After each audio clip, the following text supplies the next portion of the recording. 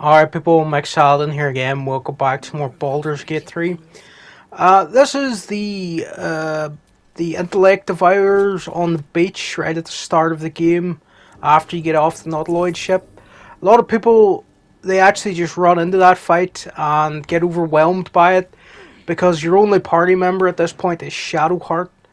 But I like to skip this fight for a moment, run up here, up to this cliff. You get 10 XP for finding this chest over here, which is pretty decent. And cosmetic bulb and a little ring you can sell.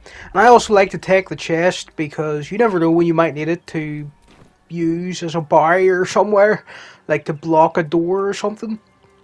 But anyway, you can skip the Intellect Devourers. Just go up this way. Pick up anything along the way. Make sure Shadowheart's following you. Now this can be a little tricky to get right, but you definitely can jump up here. I think I was just too close to the cliff. Just take a little sec. There we go. And now we've successfully skipped that fight. Now we're not going to skip the fight permanently. We're just doing this until we can recruit some other party members, just so we don't get overwhelmed in this fight. So we're going to get Gale. Just go grab him, get him out of his portal. There's a strength check. It should be pretty tricky to feel this because it's so low, and Shadowheart can cast guidance. I have a -1 because my character's not that strong. And I'm wearing a stupid hat just because I found it in a barrel. And I was like, yeah, I'll put it on until I find something actually worth wearing. Of course, also go and pick up Asterion. He's over in the usual location. Level up each of your characters, and then you can come fight the Brains. I like to come at them from this angle.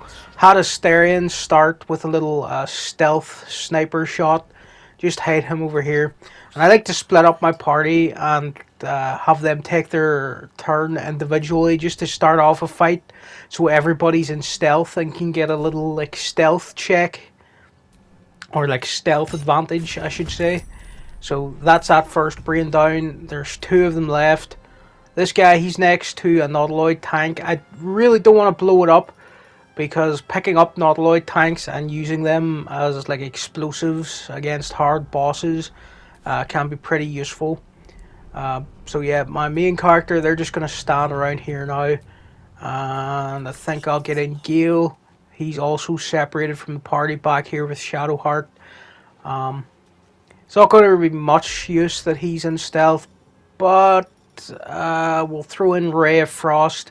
Don't want to use Magic Missile on such basic enemies, so yeah, we'll just throw in Ray of Frost. Hopefully it lands. It's got a 99% chance, that's pretty good. And just throw it in Gale. Nice, he landed it. Now they're probably going to take a hit or two, my main character and Gale, but they shouldn't get knocked down by just these brains. But it's all right. We have a few health potions, and really health potions do not matter in honor mode, because once you get the right setup for Asterion, he can just steal like 100 health potions, like go around every vendor and just pickpocket them. They're really so easy to pickpocket once you have the smuggler's ring and the gloves of thievery on Asterion. It actually makes a lot of honor mode to be surprisingly easy once you get to that kind of setup for Asterion. So my main character took a hit there, and Gale took a hit. But it's okay, these guys aren't going to get another chance to move. Asterion was still hiding here. He gets another little stealth attack, and he took him down. Asterion really is the MVP of honor mode run. To be honest, he's really good at doing stealth attacks. And he's really good at pickpocketing and thievery and lockpicking and deception. And he can just do a lot of really useful stuff, Asterion, if you give him the right gear and level him up the correct way and make him a thief or whatever. So just collect all your stuff that's down here near the Intellect Devourers and get your Nautiloid tank. Send it to camp for now, because it will be useful if you have like 4 or 5 of those that you kept from the ship, the Nautiloid ship at the very start. So that's how I like to do that fight. Next thing I'm going to show also in this video is freeing Lae'zel. A lot of people, they like to talk their way through this, but on honor mode, I just like to fight these guys, get some more XP. I'm not sure if you get XP for talking them down. Maybe you do, but I think you have to fight them to get XP. Uh, I've got non-lethal attacks on. I'm pretty sure. So they're going to be knocked out if people don't want to feel bad about taking out the tieflings. But again, I like to separate my party, have a few of them hiding down behind that rock.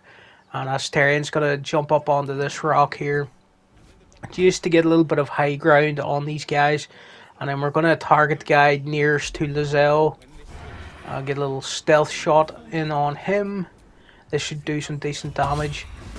And then, like an idiot, he freed Lae'zel for some reason. I'm not sure if that always happens, but she's got the Everburn Blade, and she just completely knocked that guy out in one hit.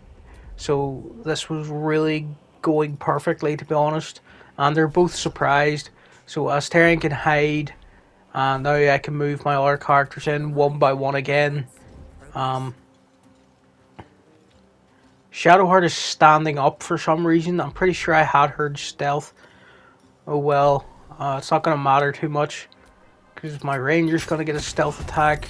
Pretty decent. And can they run in and do an offhand strike?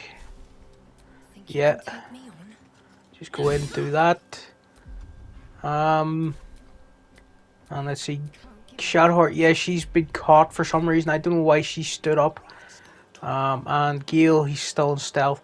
He's not going to be really that useful here, but yeah, he can get a Ray of Frost in. Let's see, Ray of Frost. Should do some decent damage. No, it was pretty terrible. Oh well, Lae'zel's going to take her turn after this guy, because he's surprised. He can't do anything, I'm pretty sure. So yeah, just have to end everyone's turn. He's surprised. Then Shadowheart can get a go. Let's see if she can do anything useful. Not going to waste any spells or anything on this guy. We're too far back to use the crossbow. Let's move in a bit. And just get a shot in on him. 55%. Fireball. Nah, we'll just go for the arrow. And that was better than Gale, at least. Well done, Shadowheart. And yeah, Gale has nothing else to do. He's surprised, and Lae'zel just wiped him out. They're both knocked out because non-lethal strikes was on. So that was pretty funny. And now we can just recruit Lae'zel. We're probably going to bring her into the party instead of Gale, because he's a bit squishy at the moment. And we'll level up Lae'zel after this little cutscene. So yeah, that's basically how you get through the beach sort of section.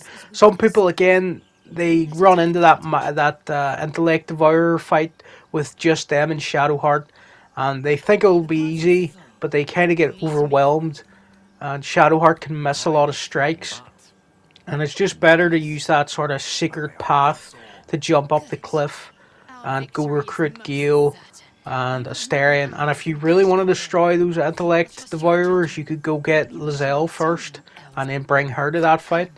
But yeah, I just thought I'd show these two little basic fights at the very start of the game, just so people could start off their honor mode in a pretty easy way. So alright people, thanks for watching, and I'll see you again next time with some more Baldur's Gate 3.